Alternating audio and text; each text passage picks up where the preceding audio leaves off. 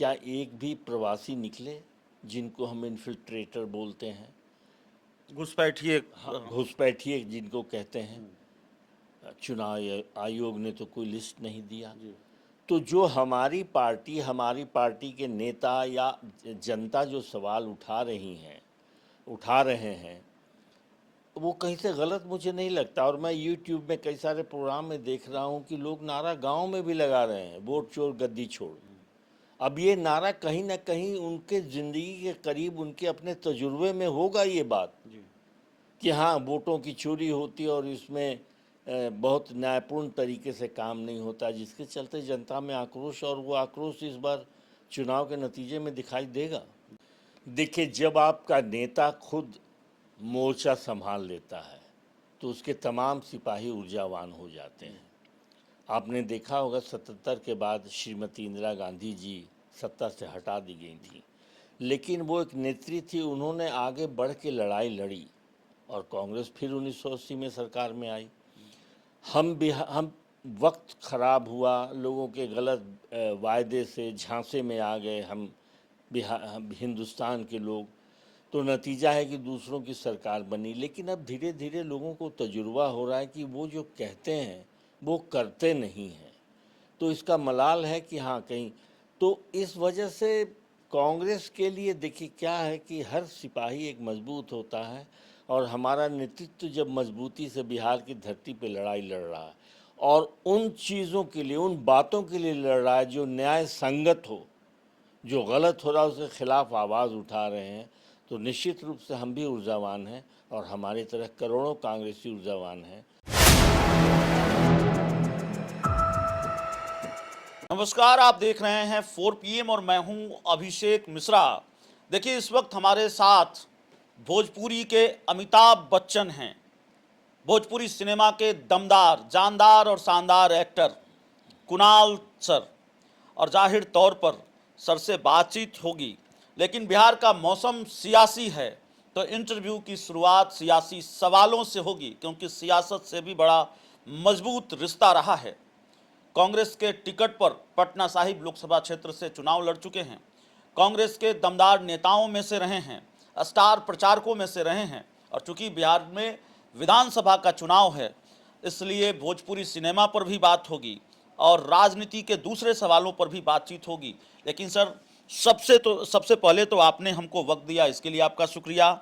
और शुद्ध विशुद्ध खालिस सियासी सवाल, भोजपुरी के अमिताभ बच्चन ने राजनीति से दूरी क्यों बना ली? सबसे पहले तो मैं 4 PM के तमाम दर्शकों को प्रणाम करता हूं। अब रहा आपके सवाल का, मैंने राजनीति से दूरी नहीं बनाई है। हमारी पार्टी थोड़ी अभी डामाडोल स्थिति में थी, हम कमज़ोर हो गए थे। एक ऐसी पार्टी जिसने देश की आज़ादी से लेके हिंदुस्तान के निर्माण तक में एक अहम भूमिका निभाई, तो उसके चलते बहुत कुछ गतिविधियां ऐसी नहीं थी जिसमें हर रोज़ शामिल हुआ जाए।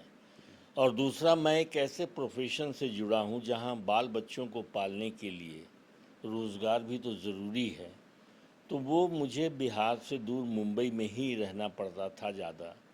लेकिन जब जब राजनीतिक किसी गतिविधि में शामिल होने की बात थी, वैसे भी मैं हर महीने के 4-5 दिन अपने क्षेत्र में देता हूँ, तो गतिविधियाँ कम नहीं हैं, दिखाई नहीं दिया। चूँकि आप तमाम जो हमारे पत्रकार बंधु हैं, ये लोग भी मौजूदा जो सरकार और उनकी नेताओं के पीछे आपका वक्त ज़्यादा गुजरा, तो कहीं ना कहीं आपकी नज़र में मैं नज़रअंदाज हो गया, और ऐसी कोई बात नहीं है। नहीं, पॉलिटिकल फ्रेम से तो आप दूर दिखते हैं। मेरा सवाल यह है कि 2014 का लोकसभा चुनाव आपने पटना साहिब सीट से लड़ा, कांग्रेस के टिकट पर लड़ा, और तब तथाकथित मोदी लहर थी।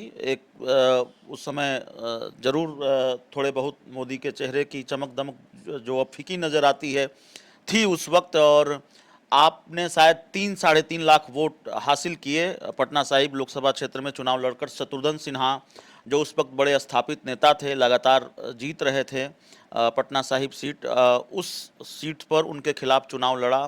क्या आपको लगता है कि वो परफॉर्मेंस ठीक ठाक था और पार्टी को फिर मौका देना चाहिए था?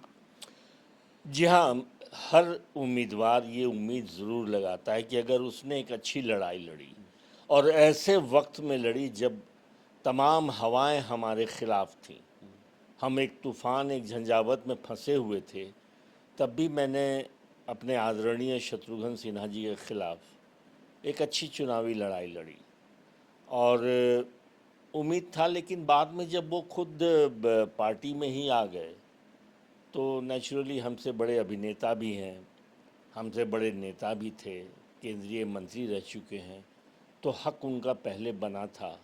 इस वजह से पार्टी ने उनको मौका दिया, मुझे नहीं दिया। लेकिन इसका कोई मलाल नहीं है, क्योंकि देखिए मैं ऐसे परिवार में जन्म लिया, एक राजनीतिक परिवार में जन्म लिया और मेरे पिताजी खुद ही 1962 से 90 तक एमएलए रहे और 71 से 90 तक कैबिनेट मिनिस्टर बिहार सरकार में थे। तो मेरी परवरिश, मेरे सोच में कांग्रेस पार्टी की नीतियों का एक विशेष असर है। सर, दर्शकों की सुविधा के लिए पिताजी का नाम भी बता दीजिए। जी, मेरे पिताजी का नाम था अभी स्वर्गीय श्री बुद्धदेव सिंह जी। जी। वो दानापुर से चुनाव जीते थे जी। और मैंने मेरे अपने कंधे पर अपने पिताजी की अंतिम यात्रा को लेकर चला था और उस समय उनके शरीर पर कांग्रेस पार्टी का ही झंडा था। जी। तो आप समझ सकते हैं कि मेरे व्यक्तित्व में, मेरे जीवन में इस पार्टी की नीतियों का कितना असर रहा। और पढ़ा भी हूँ कि देश की आज़ादी के लिए आज जो हमारे शीर्ष नेता हैं राहुल गांधी जी, उनके ख़ानदान ने क्या किया। पूरे हिंदुस्तान के, चाहे वो हिंदू हो, मुसलमान हो, सिख हो, ईसाई हो, एक एक भारतवासी आज़ादी के लिए अपनी कैसे कैसी कुर्बानी दी।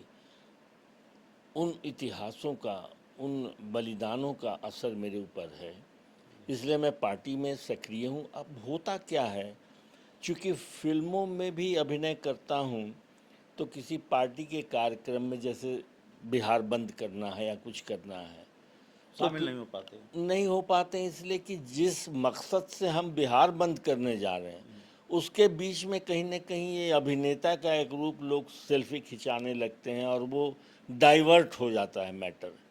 तो ऐसी जगह से मैं चाहता नहीं हूँ कि जहाँ हमारे कांग्रेस पार्टी के तमाम कार्यकर्ता एक लड़ाई लड़ने चले हैं वहाँ किसी तरह से असुविधा हो। नहीं, आपने मेरे अगले सवाल की गुंजाइश ही खत्म कर दी। मैं यही सवाल पूछने वाला था। आपने कांग्रेस से दूरी बनाई है या कांग्रेस छोड़ दी है, लेकिन आपने बता दिया कि आप कांग्रेस में अभी सक्रिय हैं। थोड़ा मलाल होता है, कांग्रेस के स्टार प्रचारकों की लिस्ट में आपका नाम नहीं है, या आप अपनी व्यस्तता की वजह से खुद ही उस लिस्ट में नहीं हैं? थोड़ी दूरी आप ही ने बना ली है इस मामले से।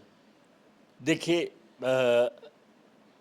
देश की आज़ादी में कई लोगों ने कुर्बानियाँ दी होंगी, कोई ज़रूरी नहीं कि हर लोगों का नाम इतिहास में आया हो। मैं सोचता हूँ कि मैं पार्टी के प्रति वफादार हूँ। आज भी मैं पार्टी में, यहाँ चुनाव है बिहार में, तो मैं लोगों के लिए वोट मांगने का काम कर रहा हूँ या संदेश फैलाने का काम कर रहा हूँ, वही मेरे लिए बहुत है। पार्टी मुझे उस काबिल समझती है कि नहीं समझती है, ये उनका सोचना काम है, मेरा नहीं। नहीं, पार्टी उस काबिल समझती है कि नहीं समझती है, ये पार्टी का सोचना काम है। आपने कहा कि पार्टी डमाडोल स्थिति में थी, कांग्रेस को लेकर आपने कहा। बिहार में जो राहुल गांधी की सक्रियता रही इस विधानसभा चुनाव से पहले, या फिर जो एसआईआर को लेकर यात्रा की 16 दिनों तक राहुल गांधी ने, या दूसरे दौरे किए, क्या उसका प्रभाव कांग्रेस पर पड़ा है? बिहार में कांग्रेस उससे मजबूत हुई है? और क्या एक संजीवनी का काम कांग्रेस के लिए किया है? राहुल गांधी की मेहनत रंग लाती हुई दिख रही है आपको? देखिए, जब आपका नेता खुद मोर्चा संभाल लेता है तो उसके तमाम सिपाही ऊर्जावान हो जाते हैं। आपने देखा होगा 77 के बाद श्रीमती इंदिरा गांधी जी सत्ता से हटा दी गई थी, लेकिन वो एक नेत्री थी, उन्होंने आगे बढ़ के लड़ाई लड़ी और कांग्रेस फिर 1980 में सरकार में आई।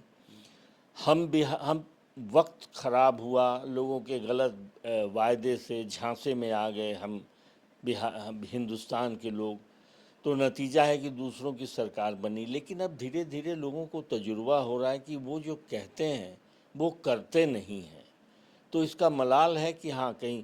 तो इस वजह से कांग्रेस के लिए देखिए क्या है कि हर सिपाही एक मजबूत होता है, और हमारा नेतृत्व जब मजबूती से बिहार की धरती पे लड़ाई लड़ रहा है और उन चीज़ों के लिए, उन बातों के लिए लड़ रहा है जो न्याय संगत हो, जो गलत हो रहा है उसके खिलाफ आवाज़ उठा रहे हैं, तो निश्चित रूप से हम भी ऊर्जावान हैं और हमारी तरह करोड़ों कांग्रेसी ऊर्जावान हैं जो उनकी लड़ाई में हम एक सिपाही बन के चल रहे हैं।